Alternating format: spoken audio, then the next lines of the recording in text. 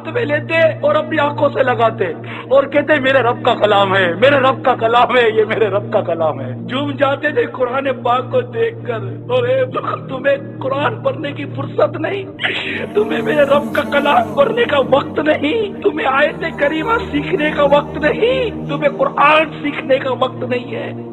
تمہیں نوٹیں گننے کا شوق ہے، تمہیں صرف مال کمانے کا شوق ہے، تمہیں صرف اچھے مکان بنانے کا شوق ہے، تمہیں کار اور موٹر سائیکل ہی بنانے کا شوق آ گیا، تمہیں انگلش اچھی آ جائے اس کا شوق، تمہیں فرینچ آ جائے اس کا شوق، تمہیں مختلف کاروبار اور مختلف مہارتیں مختلف ہنر آ جائے صرف اس کا شوق.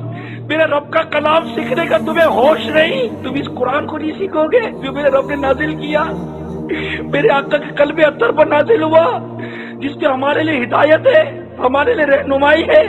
یہ قرآن جو ہماری شفاعت کرے گا ہمیں رب سے بخش پائے گا. اس کو دیکھو تو ثواب، اس کو چومو تو ثواب، اس کو پڑھو تو ثواب، اس کو سمجھو تو ثواب، اس پر عمل کرو تو ثواب. تم میرے رب کا کلام نہیں سیکھو گے اے لوگوں، تمہیں کیا ہو گیا ہے؟ ارے ایسے تو بے حس مت بنو، خدا کے واسطے ایسے تو سنگ دل مت بنو کہ تمہیں میرے رب کا کلام رلاتا نہیں ہے، تمہیں میرے رب کا کلام تڑپاتا نہیں ہے. پڑھتے بھی ہو تو غلط پڑھتے ہو، رب کے حضور پڑھتے ہو تو غلط پڑھتے ہو. کہیں نوکری کی کامیابی حاصل کرنی ہے تو خوب اس کے لیے تیاریاں کرتے ہو، خوب اس کے سبق کو یاد کرتے ہو. امتحان میں کامیاب ہو رہا تو خوب رٹے لگاتے ہو، خوب اسباق کو یاد کرتے ہو.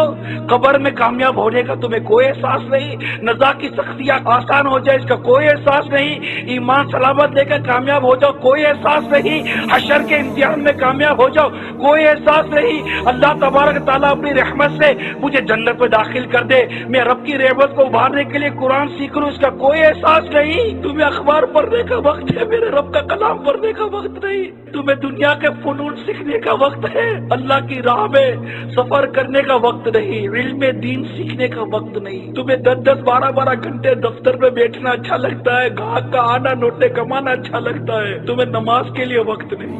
اے لوگوں تمہیں کیا ہو گیا؟ ارے ایسے تو اندھے مت بنو دنیا کی محبت میں کہ تم سود کھاؤ تمہاری صحت پر فرق نہیں پڑتا، تم رشوت لو تمہاری صحت پر فرق نہیں پڑتا، تم بدکاریاں کرو تمہاری صحت پر فرق نہیں پڑتا، تم شرابیں پیو تمہیں کوئی فرق ہی نہیں پڑتا، تم قتل و غارت گیری کرو تمہیں کوئی فرق نہیں پڑتا، تم ظلم کرو تمہیں کوئی فرق نہیں پڑتا، تم ماں باپ کو ستاؤ تمہیں کوئی فرق نہیں پڑتا، تم قرآن نہیں پڑھو تمہیں کوئی فرق نہیں پڑتا، تم قرآن نہیں سمجھتے تمہیں کوئی فرق نہیں پڑتا. کسی کو پڑھی نہیں ہے کہ میرا بنے گا کیا بنے گا. اللہ تعالیٰ ہمارے حال پر رحم کرے، ہماری حالت اچھی نہیں ہے، ہم تو گناہ کو یاد کر کے بھی نہیں روتے، جبکہ تکلف کے ساتھ رونے کے لیے تو باقاعدہ کہا گیا کہ اپنے گناہوں کو یاد کر کے روئے. سوچے تو صحیح، سر پر ہاتھ رکھ کر بیٹھے تو صحیح، میں کر کیا رہا ہوں، کیا کر رہا ہوں، یہ میری زندگی ہے کیا؟ مجھے میرے رب نے اس لیے پیدا کیا کہ میں صبح سے لے کے رات تک اس کو ناراضی کرتا رہوں؟ منہ بھر بھر کے غیبت کرو کوئی تکلیف ہی نہیں ہے،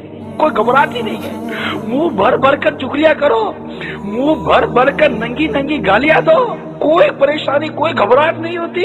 کان میں لگا کر گانے سنتے رہو کوئی گھبراہٹ نہیں ہوتی. جب بندہ گناہ کرتا ہے تو دل پر ایک سیاہ نقطہ لگ جاتا ہے، پھر گناہ کرتا ہے پھر سیاہ نقطہ لگ جاتا ہے، یہاں تک کہ گناہ کرتے کرتے اس کا دل کالا سیاہ ہو جاتا ہے. اس کی علامتیں بیان کی گئی کتابوں کے اندر کہ سیاہ دل کی علامت یہ ہے کہ اب اس کے دل پر نصیحت اثر نہیں کرتی. قرآن سنتے ہیں لیکن ایسے ہو جاتے جیسے قرآن سنا ہی نہیں. اپنے رب کے کلام سے محبت کرو میرے پیارے اسلامی بھائیوں. یہ قرآن تمہیں دنیا میں سرخرو کرے گا، یہ قرآن تمہارے وقار کو بلند کرے گا، یہ قرآن تمہارے زوال کو ختم کر کے تمہیں عروج عطا کرے گا. میرے رب کے کلام کو سنو، میرے رب کے کلام کو سمجھو، میرے رب کے کلام سے محبت کرو اسلامی بھائیوں، اور آؤ اس قرآن کو پڑھے سمجھے سیکھے اور اسے ٹوٹ کر محبت کریں.